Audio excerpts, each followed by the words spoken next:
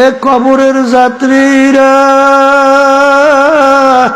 যখন চিরতরে চক্ষু বন্ধ হইয়া যাবে, যখন তোমাকে সাদা তিনটা কাপড় দিয়া প্যাঁচ দেবে, যখন তোমাকে মাথার ভিতরে, মাজার ভিতরে, পায়ের ভিতরে বাঁধবে, এখন তাকাইয়া দেখো কেমন দেখা যায়।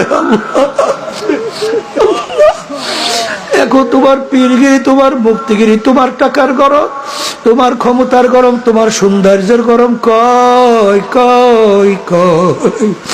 এখন মনকে বুঝাইয়া ডাক দিয়া বলো, মাথার বান্দে বুঝা গেল রে মন, আর কোন দিন মাথা নাড়ার শক্তি নাই। মাজার বান্দে বুঝা গেল রে মন, আর কোন দিন উঠে বসার শক্তি নাই। পায়ের বান্দে বুঝা গেল রে মন, আর কোন দিন হেঁটে চলার শক্তি নাই। এ কবরের যাত্রীরা, এ বড় লোক আমার বাবারা, তাম দুনিয়ার মোট 4 জন লোক রাজত্ব করছিল। 2 জন মুসলমান, 2 জন অন্য জাতি। 2 জন মুসলমানের ভিতরে একজন বাদশা সেকান্দার বা ইস্কান্দার বাদশাহ তাম দুনিয়ার বাদশাহী করলো। বাদশাহী করার পরে ইন্তেকালের আগে ওসিয়াত করলো, আমার মওতের পরে আমাকে গোসল করাইয়া, কাপড় পরাইয়া, খাটের মধ্যে উঠাইয়া, হাত ধরে একটু বাহিরে রেখে শহরটাকে ঘুরাইয়া, তারপর নিয়ে মাটির গর্ভে রাইখো। তিনি দুনিয়া থেকে বিদায় হওয়ার পরে গোসল করাবার পরে কাপড় পরাইয়া খাটের ভিতরে উঠাইয়া, হাত দুইটা বাহিরে রেখে শহর ঘুরায়। যারা বোঝে না তারা বলে, দেখছো বাদশাহ জীবন আমাদের থেকে খাজনা এবং ট্যাক্স নিল, এখন মরার পরেও কেমন হাত পাই তেমন খাজনা এবং ট্যাক্স চায়। বিজ্ঞ আলেমরা বলে, বোকারা তোরা তো বোঝো নাই, বাদশাহ সেকান্দার ইন্তেকালের আগে ওসিয়াত করছিল মৌতের পরে হাত বাহিরে রেখে ঘুরাইয়া দাফন করার জন্য। তিনি তাম দুনিয়ার মানুষকে বুঝাতে চায়, ও তাম দুনিয়ার মানুষেরা, আমি বাদশাহ সেকান্দারের মতো এত বড় বাদশা মনে হয় দ্বিতীয় আর কেউ হইতে পারবি না।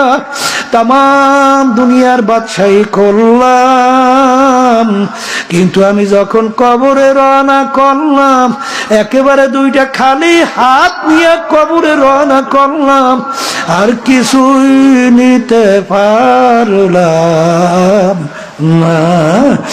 আরে এমন জায়গায় যাইতে হবে যেই ঘরে নাই বাতি, এমন ঘরে থাকতে হবে যেই ঘরে নাই সাথী।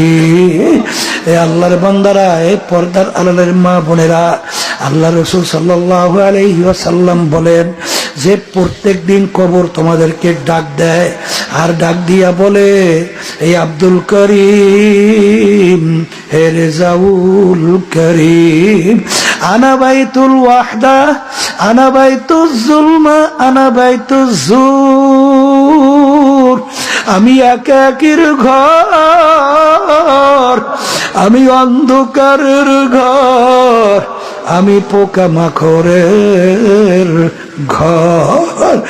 এ কবরের যাত্রীরা, মনকে ভালো করে বুঝা, তারপর কবরে রওনা করো।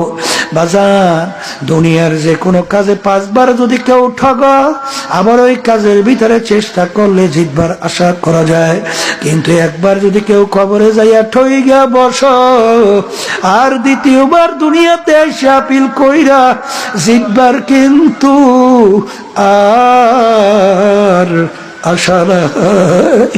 এই যে আমার বাজানদেরকে বলবো, এ মুসলমান যারা কালিমা পড়ছ, আল্লাহ রাসূল সাল্লাল্লাহু আলাইহি ওয়াসাল্লাম তার অল্প বয়সে তার দাড়ি মোবারক পাইকে গেল, পিঠ মোবারক গুজা হয়ে গেল। সাহাবায়ে কেরাম বলে, আল্লাহর রাসূল এত অল্প বয়সে আপনার দাড়ি মোবারক কেন পাকলো, আপনার পিঠ মোবারক কেন গুজা হয়ে গেল? আল্লাহর হাবিব বলেন, ও আমার সাহাবারা, আমি রাসূল যা দেখি তোমরা তো দেখো না, আমি রাসূল যা জানি তোমরা তো জানো না, আমি রাসূল যা শুনি তোমরা তো শোনো না।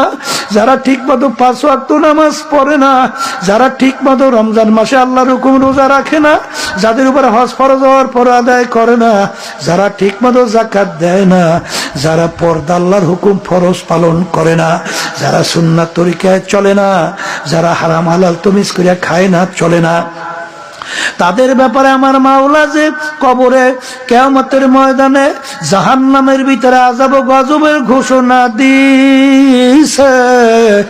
ওই 1 সেকেন্ড আযাব সহ্য করার শক্তি দুনিয়ার কোন মানুষের নাই।